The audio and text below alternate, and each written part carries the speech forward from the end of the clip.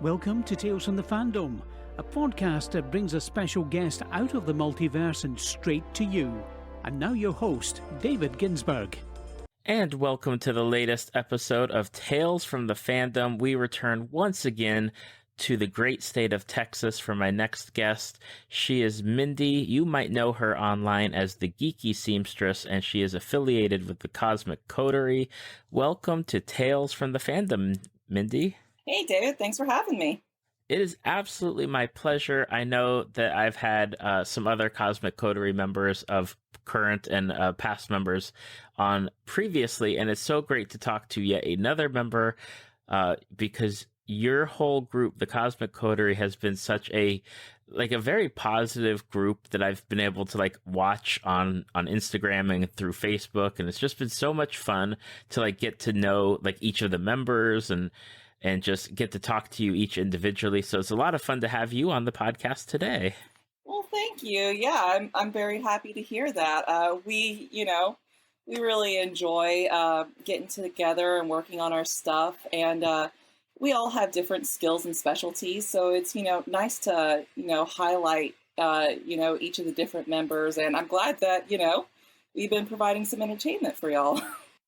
It is absolutely wonderful. I know everyone brings their own, their own different fandoms to the list, and you have your own different fandoms, and I'm really excited to talk about them because one's a video game that I have and I've not played it except for 5 minutes of, and then one's another video game series that I've wanted to try out, but again, never played. Mm-hmm. So I'm really excited to get into those with you. And I guess I'll start off with the first one, which is Stardew Valley, and I bought it for the Nintendo Switch as my first time playing it ever, and I think I made a bad choice by throwing my fishing rod into the ocean, I think. Oh, no! Yeah, that probably wasn't a great decision, but thankfully, Willie in the fish shop, he will sell you more fishing poles. Oh, see, that's good to know. I figured it was my only fishing pole, so I was I'm going to start over. No, thankfully. Oh man, okay, so let me give some background on how I got into Stardew Valley. Yes. This tends to happen with me and my husband a lot. He'll be like, hey, so here's this new video game or this new TV series I think you might be interested in. And I tend to resist at first, and then after I watch him play or watch the show for a while, I'm like, okay, let me give this a shot. And that's what happened to me with Stardew Valley. He had played the game all the way through twice. He had played it once just kind of as a background game that he could play while he was working out on the elliptical. Because it's a really nice chill game. You don't have to spend hours and hours at a time playing it. If you only want to play in 20-minute chunks, it is a wonderful game for that. So what I like to do with it is I'll play 1 or 2 days whenever I wake up first thing in the morning, whenever I'm having my breakfast and my coffee. And it's really adorable. The basic plot line is that you're working for this soulless corporation by the name of Joja. And then your grandfather passes away and he leaves you his farm in Stardew Valley. So you go move out to Stardew Valley and become a farmer, and you get rewards and level up based on different things that you do throughout the game.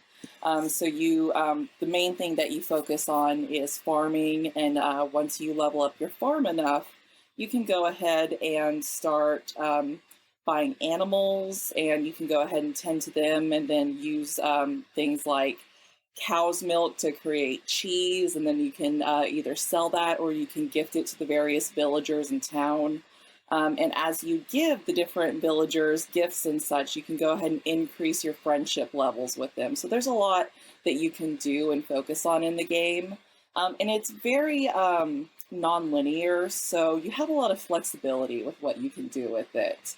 I personally hate fishing in the game. It drives me insane. I got to winter year 3 before I finished finding all the fish that I needed to get to the end game content, which is quite a ways into it. The last time I checked my save, I've got about 115 hours on that game. It's a little sad.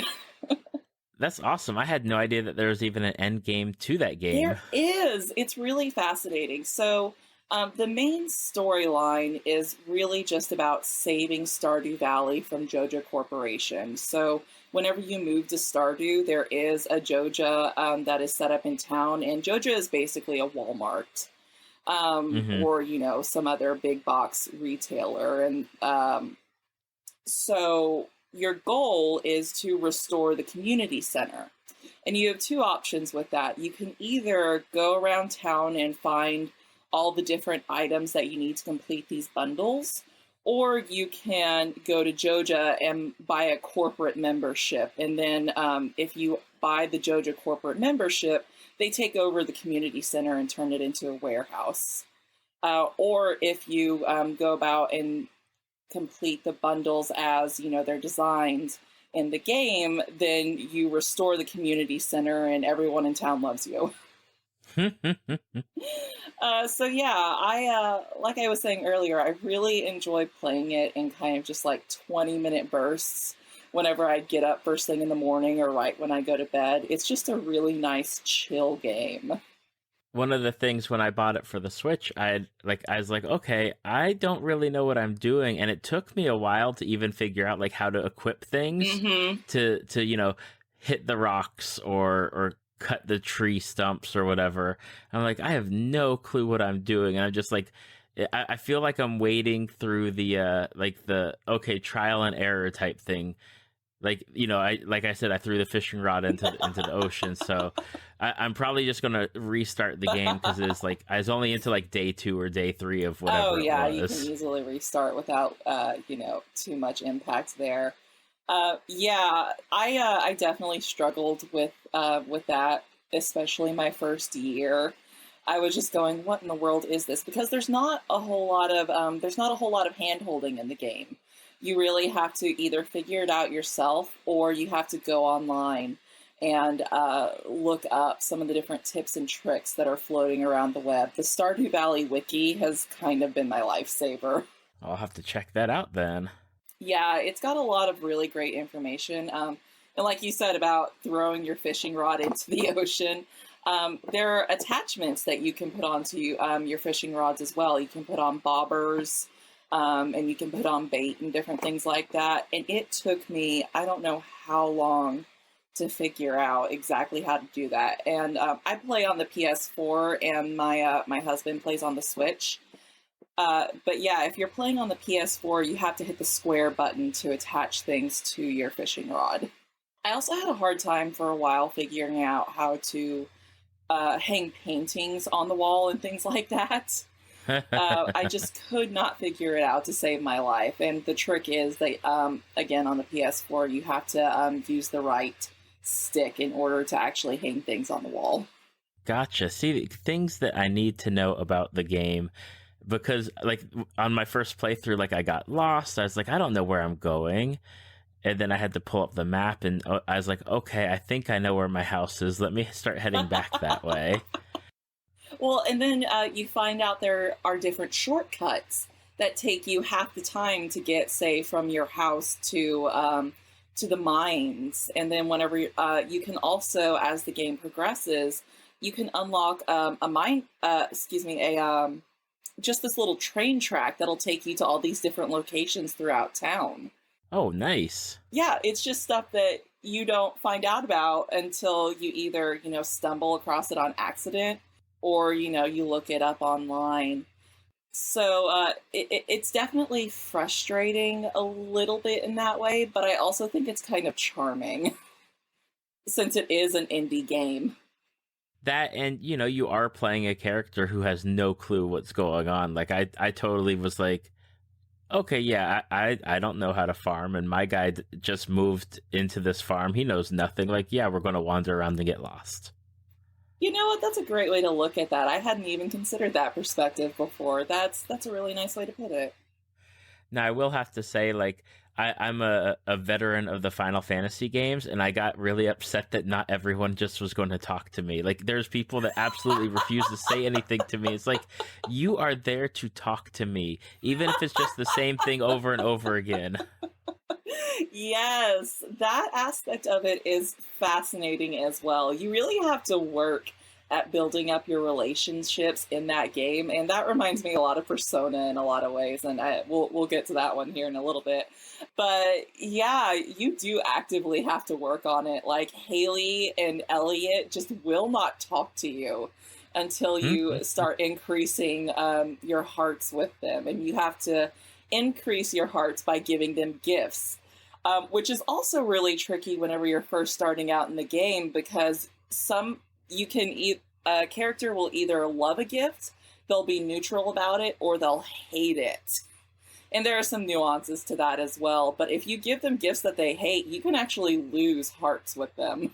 Oh my goodness. It reminds me, obviously I know like Stardew Valley kind of is close to like Harvest Moon way back in the day.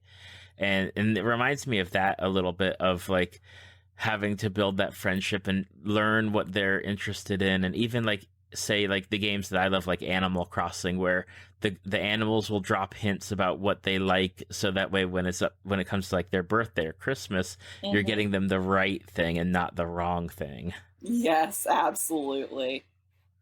And there are just some gifts that you wouldn't expect that some people really like and some people just really don't like. So yeah, the characters will give you some hints, but some of it is just a guessing game, and some of it is you really just got to look it up.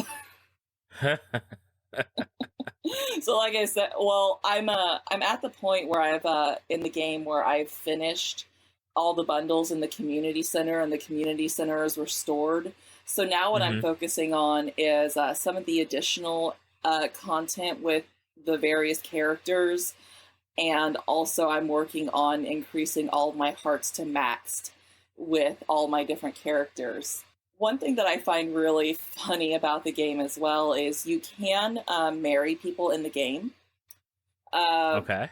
So that's always really fun. So you go ahead and you can go ahead and marry whoever you choose. Well, there's a set of, I think, I want to say 8 to 10 characters that are eligible to marry. And once you marry someone, you can give them unlimited gifts. Whenever you're trying to go through and increase your hearts, you're limited to 1 gift per day and 2 gifts per week. And once you marry someone, you can just give them as many gifts as you want to. But if you give gifts to the other bachelors and bachelorettes in town, once you've married someone, your spouse will get jealous. Yeah, I could see that. So it's a really interesting balance of making sure, your spouse is still happy, but you're increasing your hearts because you get trophies for increasing your relationships with everyone in town. Now, could you, instead of marrying somebody, could you just be single until you max out your hearts, or is it kind of impossible without doing the marriage side? Oh, you can absolutely do that as well. But all the bachelors and the bachelorettes, their final 2 hearts are your romance hearts. So if you choose to marry someone, then you're never going to get those final 2 levels. Okay. Yeah. You can also, if you marry someone, if you're in a heterosexual relationship, you can have a baby. Or if you're in a homosexual relationship, you can adopt a baby. And that also, all these different elements go to your overall score in the game, and you can get different trophies and rewards based on how well you're doing. Oh, that's awesome. And I like that they have that option as, as that inclusiveness as far as, having, not only like the romance with same-sex marriage or whatever, but also to adopt a child. That's pretty awesome. Yeah, it's really cool. Although there is a bug in the game where whenever you first get your baby, it's in the wall of your house. So your baby is literally in the wall of the house. Stardew Valley Horror Edition. Exactly. The entire first week, I was like, what am I doing wrong? My child is in the wall of this house. I can't interact with it. What's going on? And then I looked it up, and that's a known bug with the game that they're working on fixing. I said, oh my goodness, that's crazy. It is crazy. One of the things I'm really excited about with the next update for Stardew Valley is they're releasing a co-op mode. So you can actually play with another person. And me and my husband are just so excited to go ahead and start doing that. Because he loves doing the different things like mining and fishing. Those are his favorite activities in the game. And those are the things that I hate the most. So I'm like, hey, I'll go tend to the farm and you take care of all the extra nonsense. Oh, that sounds pretty awesome, especially just as a game. And it sounds almost like it would be geared to someone like me, where it's like, okay, I could play parts of this and then my wife could do something else at the same time. And that'd be a lot of fun. Yeah, absolutely. So we're really excited. I think that patch is supposed to come out either later this month in February or in March. I can't quite remember. Awesome. Well, I'm going to have to check out the wiki for Stardew Valley before I start my next game, because I want to make sure I do things at least relatively correctly for the first couple days. Well, and that's kind of the beauty of Stardew Valley is there is no right or wrong way to do it. If you choose to, you can barrel through and max out your income on your farm and complete all the main story content right away. Or if you want to, you can do it very leisurely and take your time with it. There's no ending for to the game, so you can just really play it how you want to. And I like that. I like that it's something where if I wanted to play it for 20 minutes, I could play it for 20 minutes, or if I wanted to play it for a couple hours, I could. Yes, absolutely. I've definitely had, I started playing it in November of 2017. And once I got past my first hurdle of, I'm really not sure how to play this game, I had a couple of weeks where I was probably playing for 2 or 3 hours a day. I was really obsessed with it. But now that I've gotten through a lot more content, I'm content to play a day or two in the morning. And then if I'm feeling up to it, I'll play another day or two in the evening before I go to bed. It's nice to have games like that where, and we're about to get to the next thing, but like I was talking to someone when I got my PlayStation 4, and I love like Final Fantasy games, and one of them is Final Fantasy X, and I was playing that's one of my favorites. Yeah, I was playing it, and my kids are watching, but they're getting to the point where they're like, I'm bored. Can we have the TV? I want to watch something. And I'm thinking to myself, okay, I have to get to a save point. I've already passed like the save point like 30 minutes ago. I'm pretty sure like the next one's going to be at least an hour, maybe longer away. Yeah. And you know, that's the thing where I like games where I can be like, okay, I pick it up. 15, 20 minutes later, I save, put it back down, done. Because, you know, it's hard to carve out that time anymore, at least for me, for investing the 3 or 4 hours, like a playthrough or a session. Absolutely. Yeah, I love the Final Fantasy series as well, and 10 is also one of my favorites. But yeah, that was a real bad problem with 10 especially, where you go 2 or 3 hours between save points and just really hope that you don't die somewhere in between there. Oh yeah, that was tough. Like at least I mean, I grew up on all the Final Fantasies from like Nintendo era, so I remember that it also had some of the same issues as far as, okay, you get to a point like where you can save and rest or set up your tent or cabin or whatever. But yeah, Final Fantasy X just seems like it stretches it for a little bit. It really does.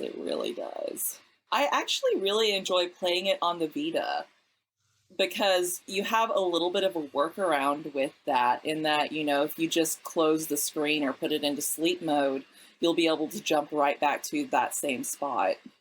Oh, okay. I don't think I've ever played a Vita before. I've only ever had the DS's. Yeah, my husband picked up the Vita a little while back, and I don't play it a lot, but that's how I started playing some of the Persona games. I started playing Persona 4 on the Vita, and whenever Final Fantasy X and X-2 had their HD re-release, and they also released on the Vita, I decided to try it on there since I was traveling at the time. And that was a really nice way to, slog through some of that content where, you have to go for super long periods of time between your save points. Mm-hmm. Definitely. Oh man, it'd be fun to play something like that on a handhold, but again, I guess with the way that you can close it, at least that state like puts it into that save state kind of method. Mm-hmm. That'd be nice. Yeah, it helps. Now, the next video game series, which we've already mentioned, Persona, like I learned about Persona because I lived in Japan at the time, and there like is really it's like super big over there, and I'd never played it, and I came back stateside, and it was getting popular over here, but I didn't know much about it. Like it seems like a game I'd be interested in, but at the same time, I'm not sure. And then of course it costs money to buy certain games. Like they're still relatively expensive. Mm-hmm. But I see like the Persona obviously through a lot of people cosplaying the characters. I'm like, oh, I love the character design. I just don't know anything about the game series at all. Yeah. So the Persona series is a lot like the Final Fantasy series in that each entry in the franchise is its own standalone game. There are a couple of spin-offs like Persona 4 Dancing All Night that are related to a specific title in the series. But for the most part, you can play them independently of each other, and it really doesn't matter. You can just jump right into that game without having knowledge of the previous games. So my introduction to the Persona series was, again, my husband was like, hey, here's this video game that I think you might like. And the first one that he got me into was Persona 4, but specifically Persona 4 Golden. So Persona 4, for a long time, was one of the biggest sellers in the Persona franchise, or rather the Shin Megami Tensei series. So after a little while, they came out with Persona 4 Golden, which added some extra side quests and some extra content to the main storyline, including an extra character in the Velvet Room. So that was the one that I first got started on, and I started playing it on the Vita. And the way that my husband described it to me was it's a dating sim meets a dungeon crawler. So during the day, what you do is you're a high school student in all of these. Normally, you're a transfer to a new school. So you come to this new school and you have to build relationships with your fellow students. In many of the games, you can get part-time jobs after school. You can also join after-school clubs, and you have to build relationships with various people throughout the town. And as your relationships with these people increase, your powers whenever you go into the dungeons at night increases as well. So let's say, you max out your rank with a team member, then whenever you go into the dungeon at night, your team member can do things like heal you if you get knocked down, or they'll come in and do a follow-up attack if your attack doesn't down an enemy. So everything that you do during the daytime directly impacts your dungeon crawling as you go through at night. Oh, okay. So it's a pretty fun setup. I really enjoyed Persona 4 whenever I did that playthrough. And I also cosplayed as Margaret from the Velvet Room in the Persona 4 game. So that was a really fun one. The game that I am really into right now, along with Stardew Valley, is Persona 5, which came out, I think it came out in Japan late 2016. It came out stateside, I think, April of 2017. And man, I thought I enjoyed Persona 4 a lot. It doesn't even... Persona 5 is just a whole other ballgame. It is so much fun to play, and it is so addictive. There were a couple of complaints that I had about Persona 4 just in general, like little things like transportation and things like that. But Persona 5 basically fixes every issue that Persona 4 had and just takes it and makes it even better. One of the things that's really cool about Persona 5 right off the bat is just how stylized everything in the game is. So the user interface is probably one of the coolest I've ever seen out of any kind of video game. Everything about it is just, it all meshes really well together and creates this super engaging experience. I also love the music from the game. It just, the original soundtrack is something that I listen to pretty much every single day on repeat. I'll just pull up my YouTube playlist whenever I'm at work and I'll listen to it in the background. I'll just be bobbing my head going, yeah, come on, wake up, get out there, and just start dancing. It's a lot of fun. Now, like, I'm only familiar, again, with Persona 5, like, through a lot of the people's cosplays. And one of the ones I almost always see is, I'm trying to think of her name. I think it's like, is it Anne, the blonde? Yes. And her thief outfit, she goes by the codename Panther.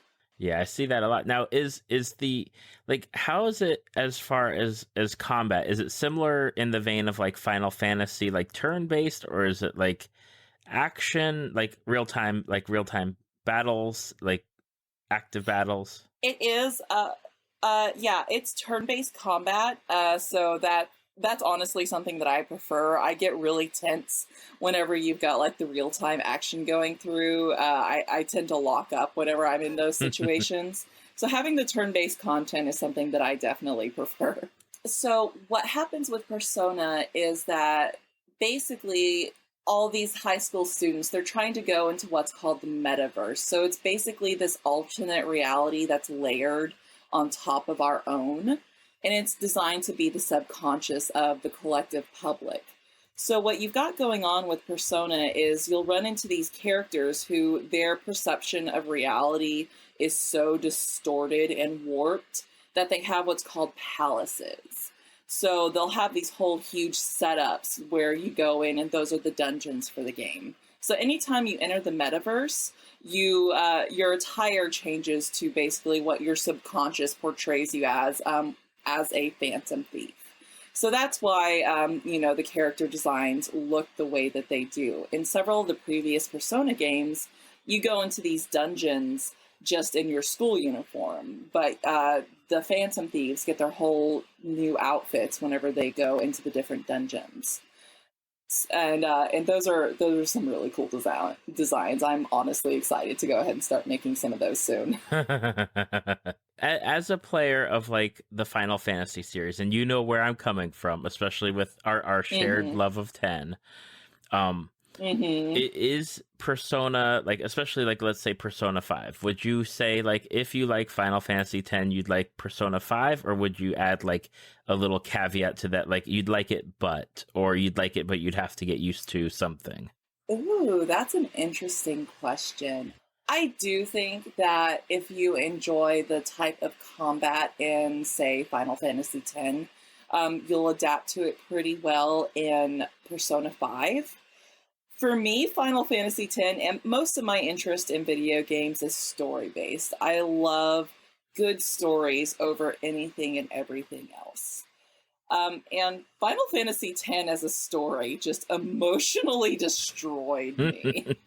It just wrecked me. Every time I play through the last hour of that game, I just gotta go grab my tissues, go turn on the shower, and just cry for a little while.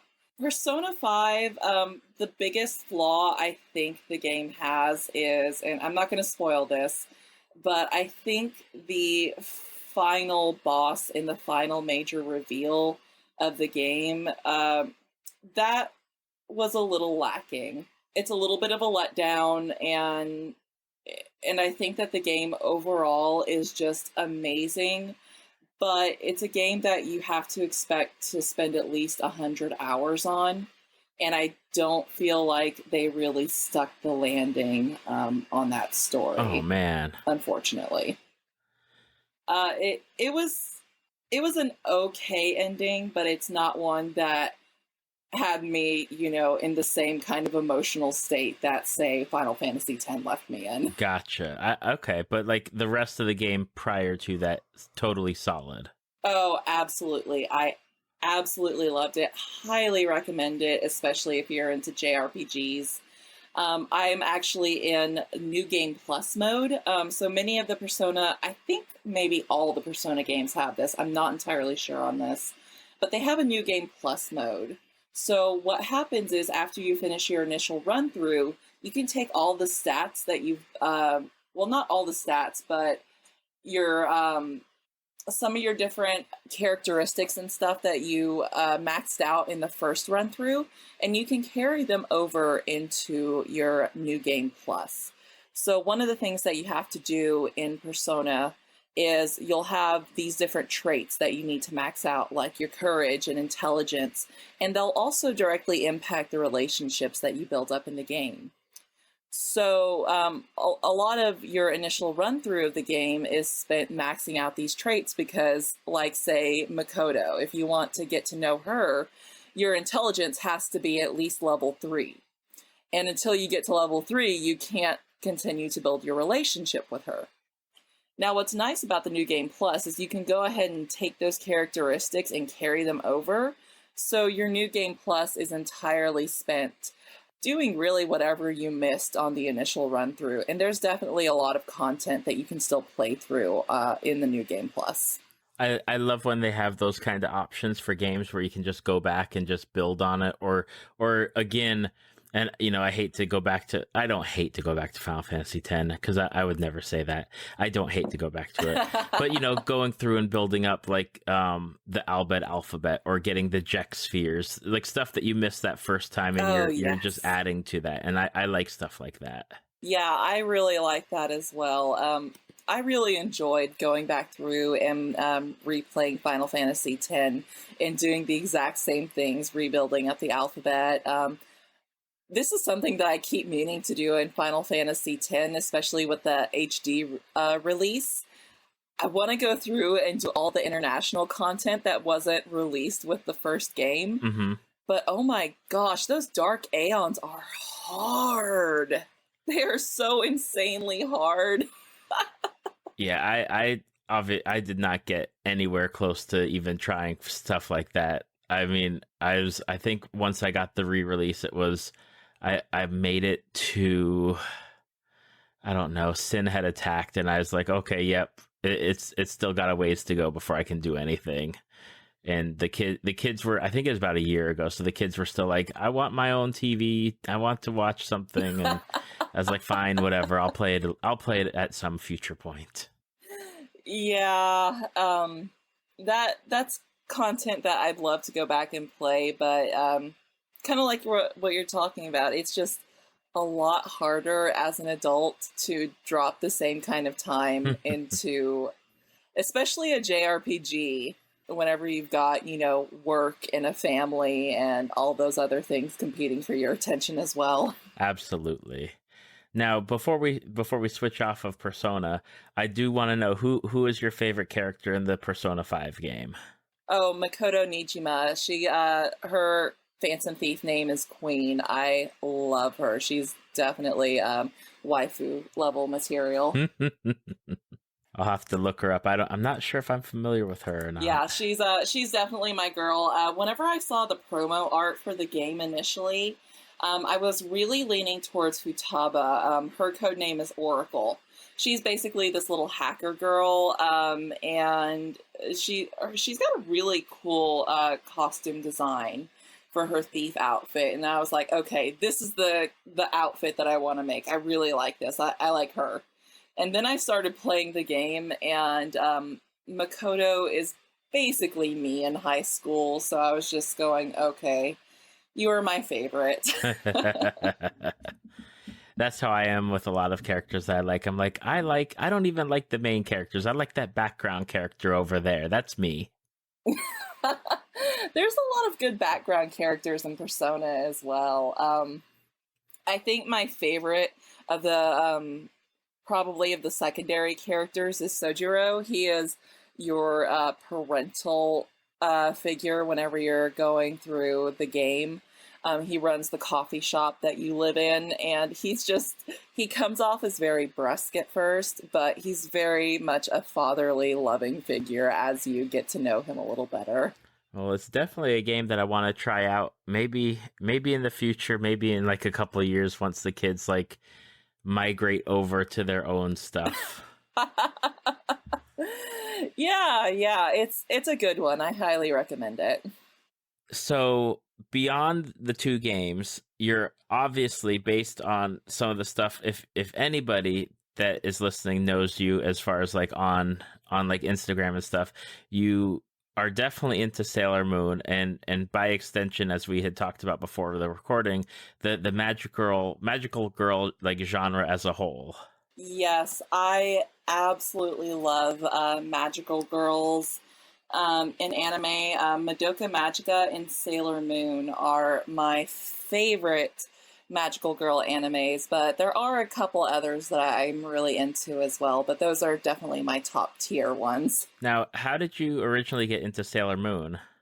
So Sailor Moon is one that I actually started watching when I was a kid. I remember what would happen was Saturday mornings, I'd wake up super, super early because it would be showing at like 6 o'clock in the morning.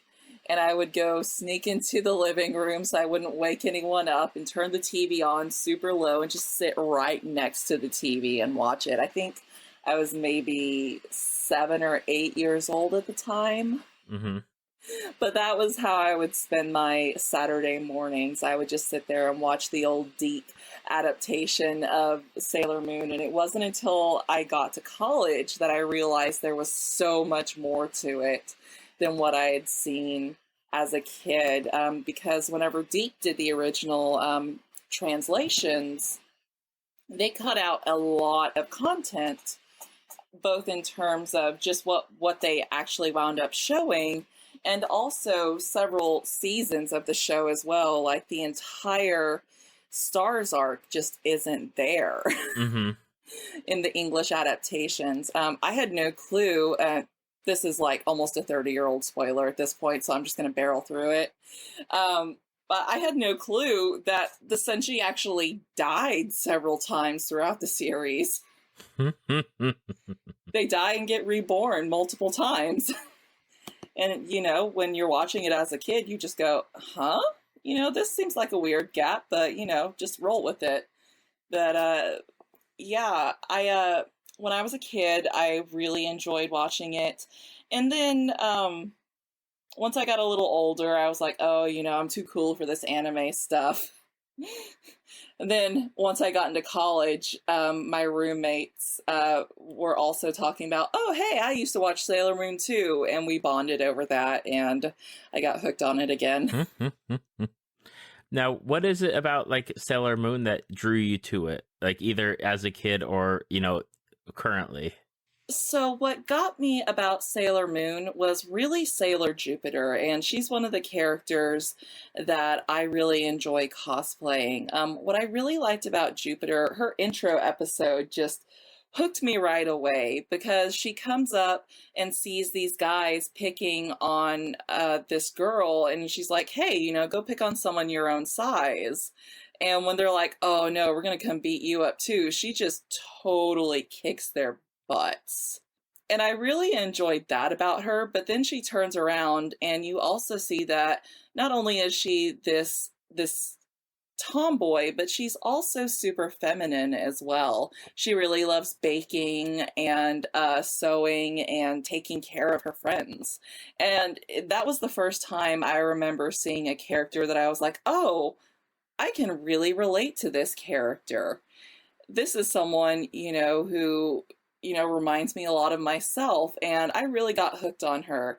I also really liked the idea of just girls in general being able to, do the same thing that a lot of the male characters I'd seen around that age, that they were doing. And Sailor Moon was honestly the first time I remember seeing a show where the girls went in and they kicked butt and they saved the day. Exactly. And that was always something that really struck a chord with me with that series. I was also really into astronomy as a kid, and so I just loved, all the different references to astronomy and to also Greek and Roman mythology that were scattered throughout the series. Yeah, I remember watching it as a kid. Well, not a kid. I remember watching it when it came out in high school for me, Hmm. on like Toonami and everything, and following it as much as I could. And then, like, I didn't even realize that, again, like you did, that I had no clue that there was like a whole season missing, like the Stars like season. Hmm. Yeah, I actually only watched the Stars season probably only about 4 or 5 years ago. I got my hands on a bootleg copy of Stars and watched it, and this was right before Viz Media went through and started adapting the series again, which is really nice because now you can actually watch the full series in English on Hulu, no problem, or you can, of course, buy the films as well, which is really nice. I definitely am a little bit of a sub over dub person. Most of my anime I definitely prefer to watch in Japanese, but they actually did a really good job with the dubbing this time around, and they didn't slash content left and right from the show. Beyond Sailor Moon, you're also into Madoka Magica, which I've heard but I've never seen before. Oh man. So Madoka Magica is a really interesting series. I got into it just being used to different magical girl shows and going, oh, okay, this is really cute. They all have these adorable outfits. They're fighting these witches. It'll be totally cool. It'll be fine. You don't really prepare yourself for how emotionally devastated you're going to be whenever you finish that show. And the emotional devastation starts early, really early. What I like about Madoka Magica is that it kind of subverts a lot of the traditional tropes and especially the magical girl setups. So it takes a lot of the expectations that you're used to with, say, a Sailor Moon, and it turns those expectations on your head. One of the things that comes back to haunt all the magical girls throughout the series is they have to form a contract in order to become a magical girl. So they talk to this creature called Kyubey, who's basically this demon space cat.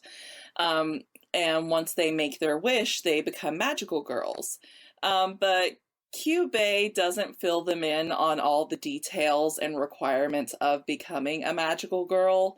And it's a very monkey's paw situation.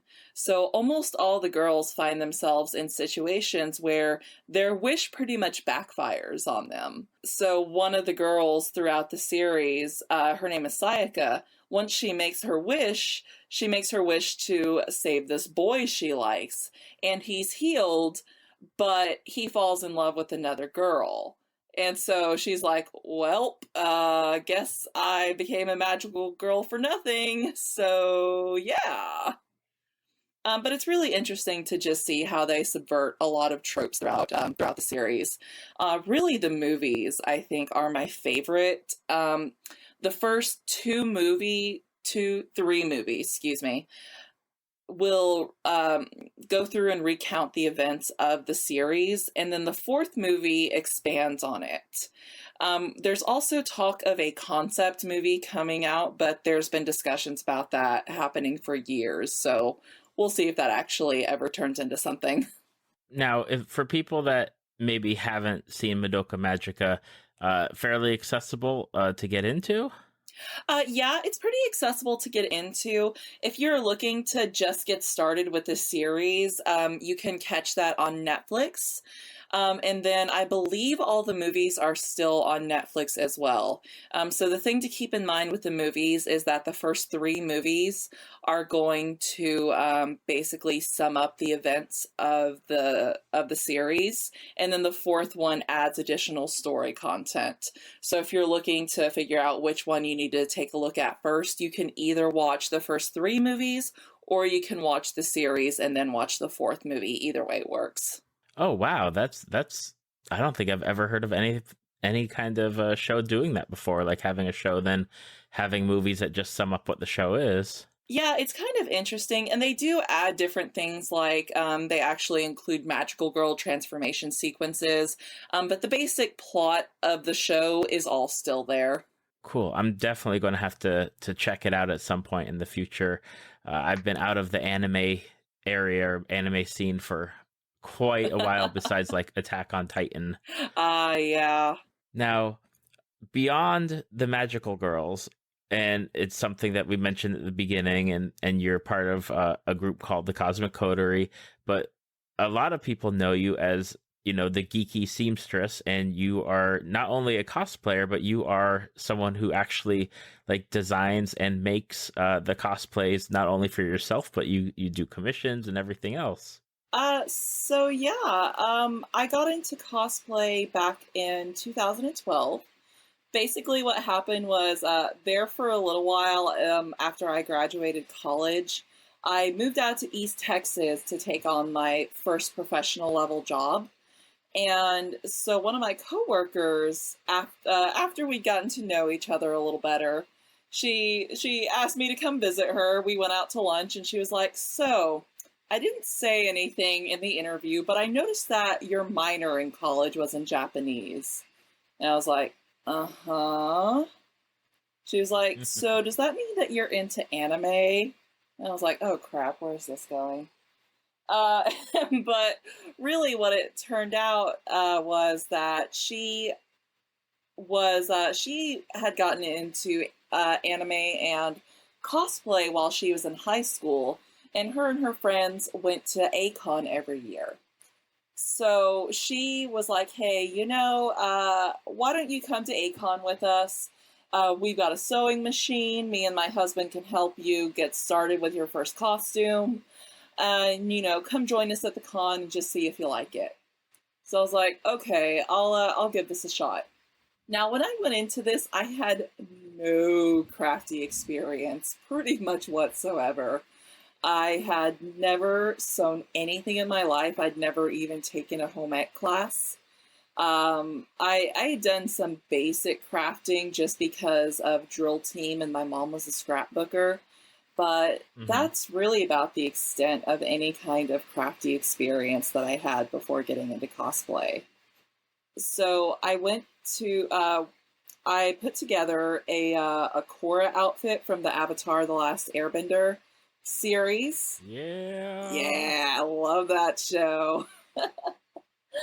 So I put together her season 1 outfit. It was so bad. It was so bad. We were literally stitching it together in the hotel. The morning of the con, like 15 minutes before we headed out the door. That is the first and only time I have ever done that. I hate that experience so much. And I also bought a couple of pieces and put together a Rainbow Dash outfit from My Little Pony, because my friend who invited me, along with a few of our other friends, put together My Little Pony outfits. So we decided, hey, let's all go as the full My Little Pony crew. It was such a blast. I enjoyed it so much. This was when A-Kon was still held at the Sheraton in Dallas. It was their final year of being at that location before moving on to the Anatole. And honestly, I just had so much fun. I had no clue that cosplay was as big of a thing as it was. I had no clue there were so many people who were also into it. So basically, as soon as I got home from that con, I went out, I bought my own sewing machine, and I started teaching myself how to sew. I did a lot of research, especially in my early days. Research is something that I have always enjoyed doing. I'm a librarian by trade, and I always joke about it, but I say that being a librarian is pretty much the main reason that I have any kind of skill as a cosplayer. But it's true, though. I spend a lot of my time whenever I'm just out surfing the web looking at sewing blogs and tutorials, not even just cosplay ones, but just seeing what do other seamstresses do whenever they hit weird techniques. How do they handle it? How do you do things like create mitered corners on garments? And how does that work in both the couture sewing world and the fast fashion, as well as the home sewing world? Because all of those different arenas of sewing handle things a little bit differently, and some techniques work better for cosplay than with others. Like a lot of fast fashion techniques work really well for working with spandex. So what I mean by fast fashion is anything that you see, put together at Forever 21 or any kind of store where you're looking at bulk supplies for clothing. And a lot of techniques covered in fast fashion are things that are going to expedite the sewing process. And there'll be different things like, the way that sleeves are put into a garment. And that works, a lot of the techniques used in fast fashion work really well whenever you're working with sewing. So like whenever I'm taking a look at a spandex bodysuit, then I'll sew it using fast fashion techniques versus the instructions put on the sewing patterns, because sometimes they just don't work quite the same way. But yeah, really one of the things I love about cosplay is just learning new things all the time. And that's, this is the hobby that has stuck with me the longest. I've definitely had other artistic hobbies that I've dabbled in for a few years and then let go. I'm going on 6 years of involvement in cosplay, and I just love that every year I'm learning new things, and I just enjoy that so much. Yeah, that was going to be my next question, is what do you like about cosplay and what draws you to it? And there you go. You already answered it. My follow-up question to that is, when you are picking a character for yourself, and it's a question I always ask is, do you go for the character that you identify with, or do you go with a character where you're like, I like that outfit and I want that? Or is it a mixture of both? For me, it's a mixture of both. And for the most part, the characters that I cosplay are characters that I identify with in some way. So yeah, I'm actually trying to sit here and think if there are any characters I've cosplayed that I haven't identified with, and I can't think of any. There have definitely been times where I'll see a design and I'll go, okay, so I've got the materials to make that, but I don't know if I'm actually going to enjoy being that character. So what I'll do is I'll get myself familiar with the source material and see if I like that character. So, for example, one of my favorite characters is Carol Danvers, and she goes by Captain Marvel. I knew a few years ago, before I made my first Captain Marvel suit, I was just going through my fabric collection and going, okay, what do I have that would be a cheap and quick and easy costume? So I noticed that I had a couple of yards of black spandex lying around, and I had a little bit of a gold spandex hanging out, and I was like, I'm kind of interested in seeing if this Miss Marvel character is worth a shot. So let me do some background reading on her and see, if I like this character. So I picked up a couple of the Miss Marvel trades at the time, and I started doing some research on her, and I realized, hey, I really like this character. Let me go ahead and pull the trigger on making this costume. And that's normally how I'll approach it. If I see a design that I like, I'll see if I like the character, and then I'll go from there. Part of why I think I really like to research the character and see if I like them as well is because it does help whenever you're trying to get into character and do poses, whenever you're doing photo shoots. So it just helps you kind of get into that character's headspace. Especially you don't want to do like some weird pose that like the character would never ever do. I mean, unless, you wanted to. Yes, absolutely. I've definitely had a couple of those situations where I'm just like not comfortable with cosplaying a certain character, and it just, you can see it in photos. So I prefer to stick with characters that I can relate to in some way, or at least at the bare minimum embody the spirit of their personality. Do you have any favorites that you've done? Oh, I've got a couple of favorites. Captain Marvel is one of my favorite characters to cosplay.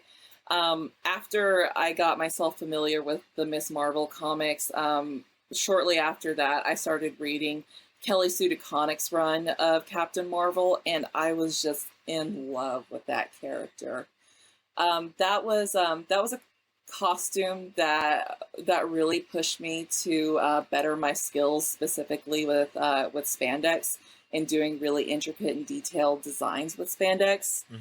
Because she has a ton of inset corners on that suit, and those are you got to be pretty precise whenever you're sewing those. I also just really love how headstrong she is. Carol Danvers' background is basically her father told her she would never really amount to anything, so she shouldn't get to go to college or anything. So what she did was she put herself through the Air Force, got her degree, and went up to the rank of major in the Air Force. And she's also, in the comics, part of her background is that she was an editor for a women's magazine. And she's just a very strong, powerful character, and I really, really like her. I love getting to cosplay as her any chance I get. A few of my other favorite comic characters to cosplay, I love Rogue from X-Men.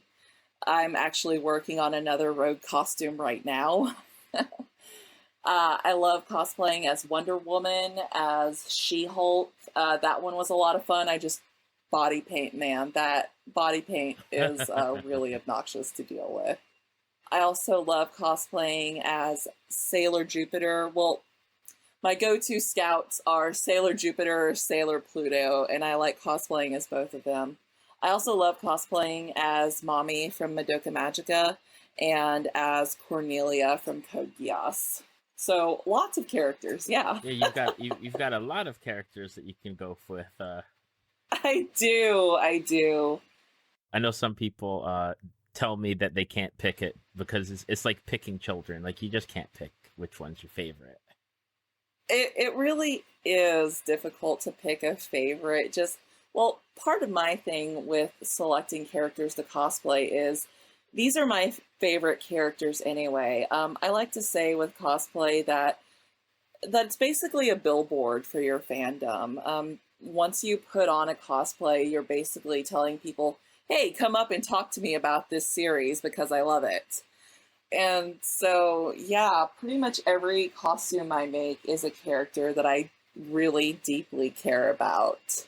Now, how did you get involved with the Cosmic Coterie? So with Cosmic Coterie, my friend Space Cadet Cosplay, she was very new to the cosplay scene. We had gone to Anime North Texas in 2015, and she got recruited at that con as Sailor Venus for the group. And I was just like, oh man, this is so cool. Look at all this magical girl stuff happening. This is amazing. And at that point, they had already had their cast for all the Senshi, but they were having some trouble doing some of the fuku techniques, specifically putting together fukus that had the really puffy sleeves and the puffy hip rolls. Now, I had made a Sailor Jupiter by myself back in, I think, 2013 or 2014.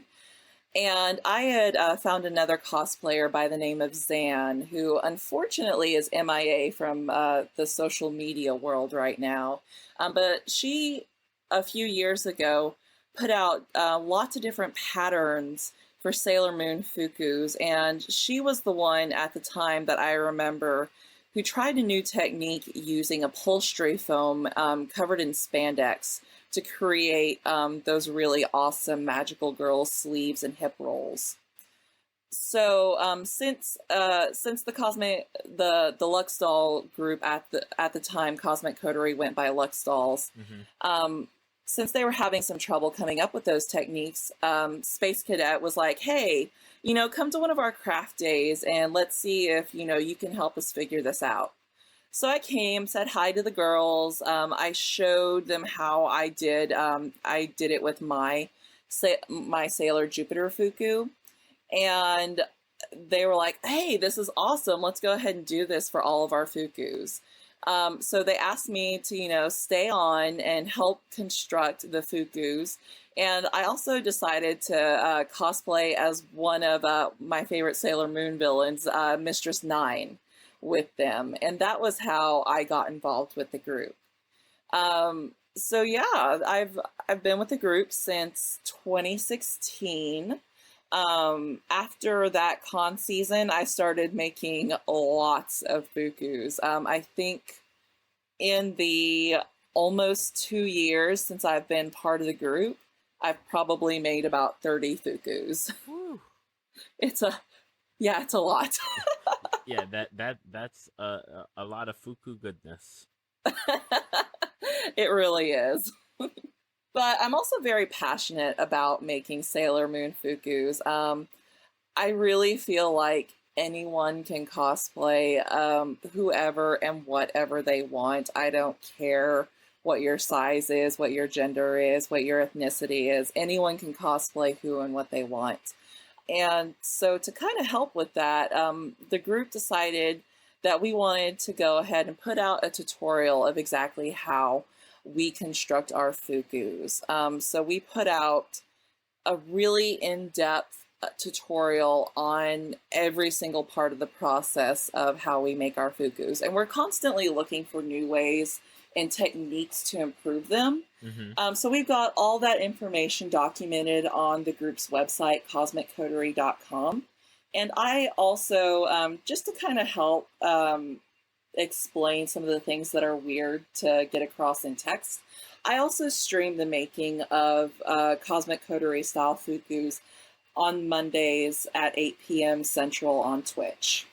Well, that's awesome. That way people can tune in and just be like, well, I'm stuck on this part. I'm going to tune in and watch and see how it's done. Exactly. There's just a couple of things that are really weird whenever you're making a Sailor Moon costume like that. Like the hip rolls. The hip rolls are just really, really weird. It's a very non-conventional sewing technique. So anything that we can do to help people make that a little bit more accessible, a little bit easier to make it on their own, that's what we aim to do. We're trying to give back to the community because the Sailor Moon community especially has given us a lot. There have been so many forerunners in the community who just made these Fukus so much more accessible, and so much every tutorial that comes out just takes the process and just elevates it a little bit more. And that's something that I absolutely love seeing, both as a cosplayer and also as an academic. I really believe in sharing knowledge, and that, we can all grow together. So all the information that people put out for tutorials and such, I think it's a really amazing thing, because every time someone puts out more information and shares their knowledge, we can all just get a little bit better. Exactly. And not only do you make the Fukus and stuff for the coterie, but you also do commissions. I do, yes. I've streamlined my commission process a little bit this past year. I used to take commissions for pretty much anything fabric-based, but since I do work a 9-to-5 job, and I, have, my home life to deal with in addition to that, and my own builds, I've decided to step back on my commissions, and now what I offer is primarily spandex-based builds or Sailor Moon Fukus. Like I was saying earlier, I've made a lot of Fukus, so I pretty much have a streamlined process whenever it comes to constructing them. I know exactly how long they take, exactly what alterations need to be made depending on different sizes. Mm-hmm. And I can bust them out pretty quick these days. So those are the main commission items that I offer now.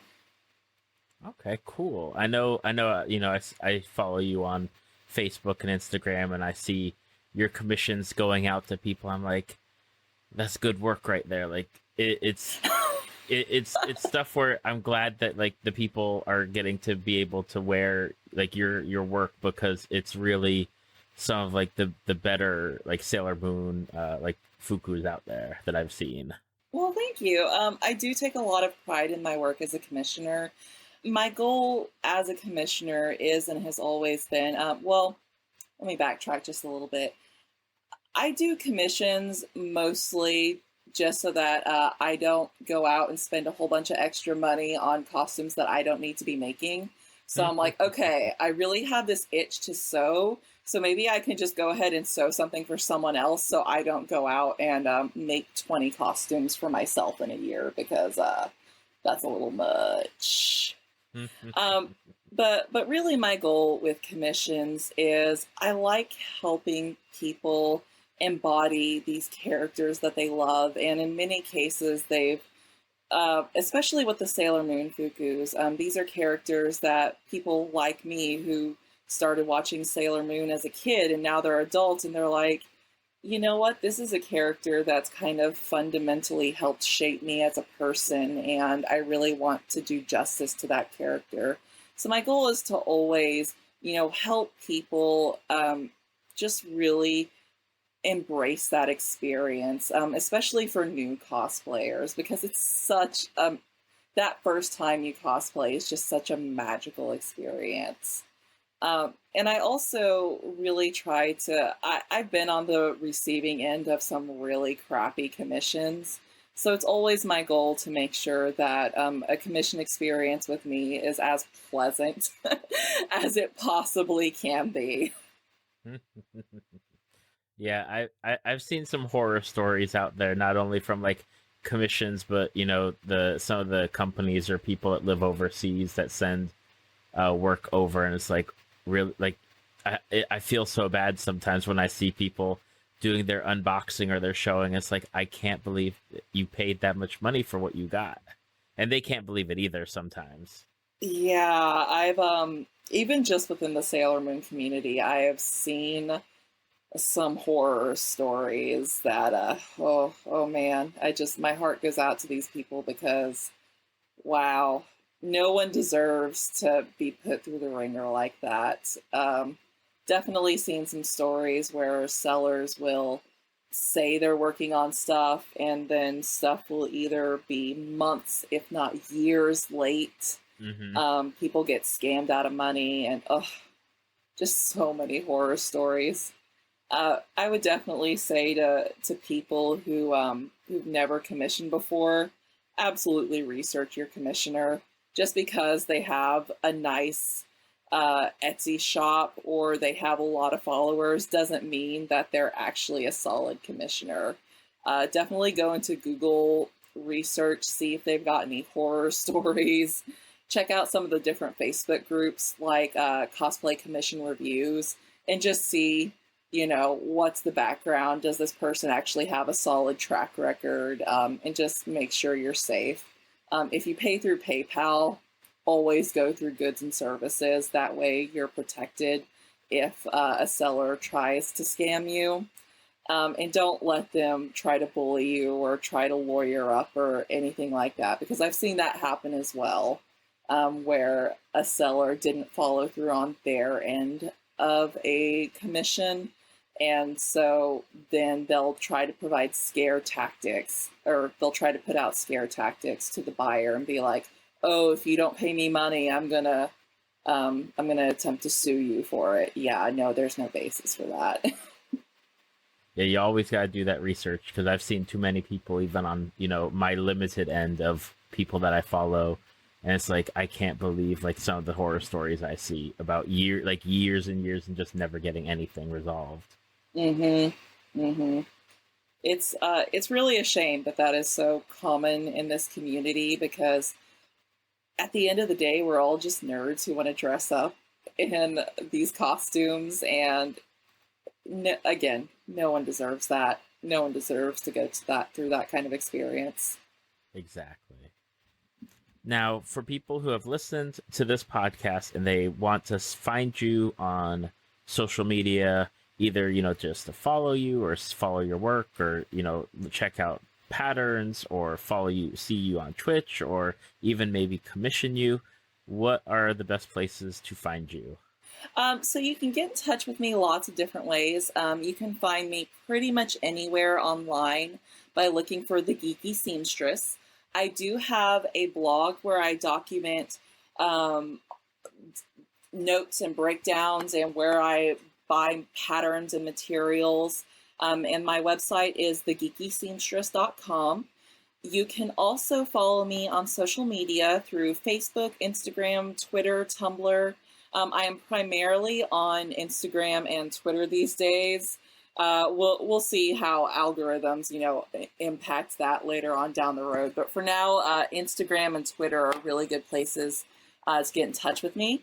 Also on my website, if you are interested in commissioning me, I do have a pretty extensive FAQ on the commission process and what all I need to get started.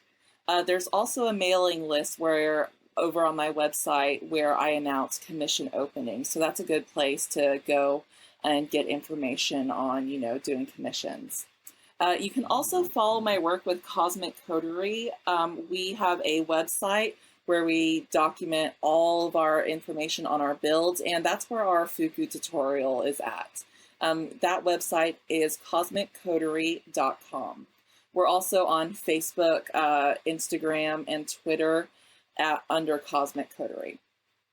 I also do want to give a little plug to a new project that I'm working on with Mindy Cosplay. She's one of my Cosmic Coterie teammates. We have some really, really big plans for this year. Some of those might be competitive. And we go by Caffeine Schemes. That we have accounts on Facebook and Instagram for now, and we're working on getting a website set up too. Awesome. And Koholint was also a previous guest on this podcast, so you can definitely go back and listen to her talk about her fandoms that we got to talk about, which was mostly anime at that time, I believe. Mm-hmm. Yeah, she's really into Code Geass, which she dragged me into that one, and I'm a little obsessed with it now too. That's how it works. Like, you get somebody just pull you into something. Yeah, she pulled me into Code Geass, and then I threw Persona at her, and we just keep going back and forth now. Well, I want to take the time, Mindy, to thank you for your time to come onto the podcast and just talk to me about like Stardew Valley and Persona, and mixing all of that in, like, with Final Fantasy and everything else. It was a lot of fun to get to talk to you about just fandoms and Magical Girl and cosplay and everything else.